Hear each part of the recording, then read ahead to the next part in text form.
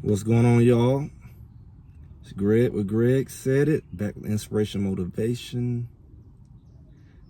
Second of the day, we had a great lively live as normal. You definitely want to make sure you like, share, and subscribe. And the community is great. Some of the other content creators come out and join us. And it's just a great thing. Everybody's excited about what happened at the spring game. You know, for people who know, they know, right? It didn't look great for our outsider, but we know exactly what's going on. We knew who wasn't going to play for the most part. And we know what pieces are coming. We've been following the news. We just got more news. Well, today we got another linebacker to come in that we wanted. We also got another group of brothers who coming in, the Hood brothers from Georgia, which I'm from Georgia. And, you know, they're young, and we're bringing one from Auburn, and another one's a 3-star running back who was planning to go on the University of Georgia as a walk-on. But he was 3-star running back, had a lot of offers. He decided to come to Colorado with his brother. And got a lot of other commits coming. We've seen some great commits come in this week, ease a lot of fears. We had 2 more running backs go out, 3 total. And we had 2 exceptional running backs come in to get to show everybody what they can do. Nice size, battle-proven running backs. And exactly what we needed. We needed some size, and we got it. Help with the blocking, and we got it. We had some tight ends coming, some more offensive linemen coming. Things are looking good. Looking so good to the point where people who really, really know how this thing goes, especially watched last year, seen the offseason, watched everything transpire up to this point, we've seen such great additions and needs being fulfilled that a lot of people are starting to call for the Cinderella team. Now, I personally said if we can get both of those running backs, it's going to significantly change the team, the offense. Because we know we got a great passing game. The line is better, and we still building. But also, I saw that the defensive line is looking real good. We're getting a lot of really good depth pieces. The edge room is already good. We needed tackles. We got scholarship room. Remember, we talked about a lot of people whining about these people leaving, but they made room for us to add what we actually need. Because a lot of those pieces we didn't need. We have a lot of receivers. So if some of the receivers leave, it made room for us to add what we actually need. That's what people don't get. And it just allows us to really balance this thing out because we know what we need at this point. We're not just filling a roster. We're filling in gaps, and we got the room to do it. We're not doing it with 5, 6, 7 scholarships. We're doing it with 10, 11, 12 scholarships at this point after you've already filled critical places. So it's looking really good. We're looking at, like I said, some more defensive linemen coming in. And a lot of these guys to be really fresh and keep them healthy. And we may even get that other linebacker. And I said it from the jump, even before I said it. But I said we get both running backs and both of them linebackers. We got one of those linebackers we want. Linebackers are looking decent. They're young, they're looking good. If we get this other linebacker from Tennessee, I said they just solidified Colorado as the dominating force in the Big 12. Most people don't get that. Talking about coming last year and all of that. They don't know what's going on with this team. They don't know the needs that this team have, like people like us who been following them closely. If we can get the other linebacker will no longer be an issue. I see Jeremiah Brown has stepped up. We got depth at linebacker. The other linebackers started to improve last year. They're getting better. Hopefully they all get better at reading. We had Wester come in, and we just brought in Hill Green, and it's looking very positive. Got some underclassmen as well coming.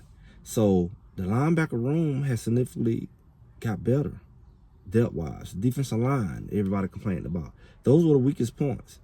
We just brought in another SEC cornerback and the Hood brother. And the safety room is looking solid. The cornerbacks are looking solid. Hodge is holding it down. McKinney's holding it. I didn't really catch a lot with McKinney, but they look good.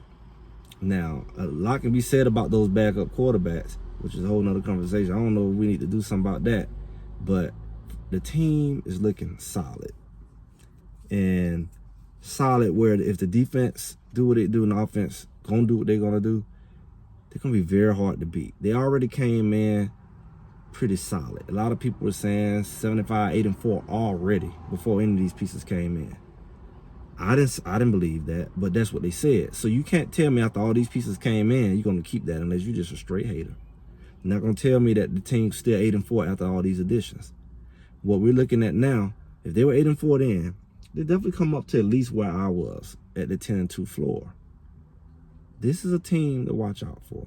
This is a team that very few Big 12 teams for sure can say that they're just going to beat. You got a Heisman quality first-round quarterback, NDB. So that's two sides of the ball. You just brought in some bruiser running backs. You significantly improve your line.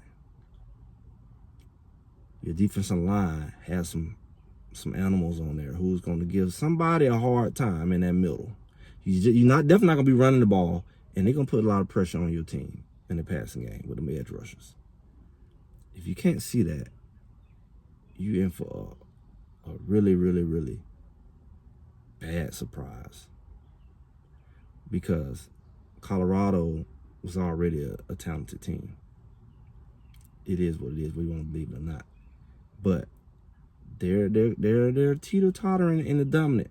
Coach Prime said he was about $7, $8 away. I believe he got those $7, $8 and some at this point. So it really shows us a lot.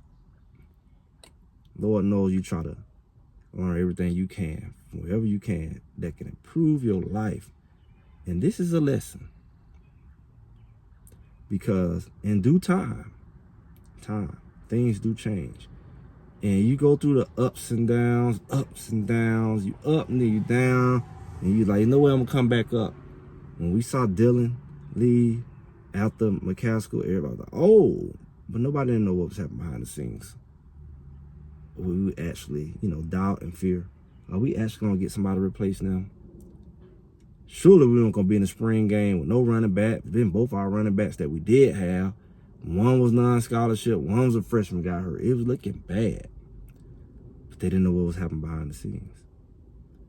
Hayden signed from Ohio State, and then Amon signed that weekend.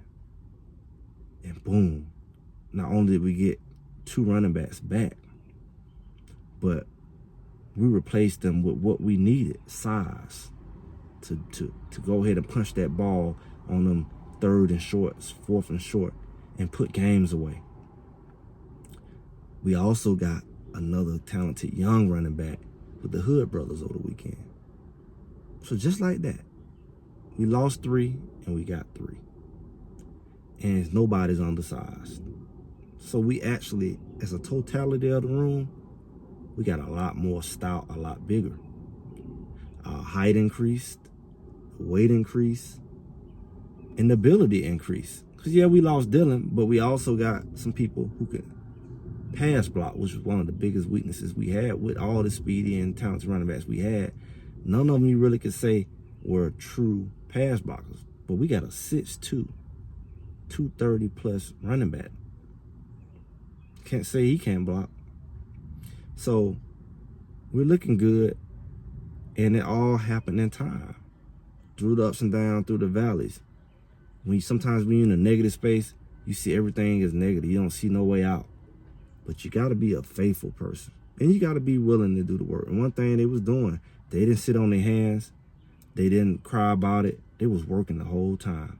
Regardless of who was leaving and coming, they was working. They was prepared. We all got to be prepared. Because, stuff do come. But because they was already working, as soon as the bad stuff happened, they was ready to jump right back in the saddle. And that's a powerful thing. I know I get something from it. Be working. Keep working hard. And like they say, always be ready to replace. Always be ready to go to the next level. Because nothing really stays the same. But if you stay ready, you sure don't have to get ready. And Colorado is ready. They is ready to win and possibly ready to dominate. And yeah, I said it. This is Greg. Greg said it. Make sure y'all like, share, subscribe. Leave some comments. Hit that bell notification. And I'll talk to y'all soon.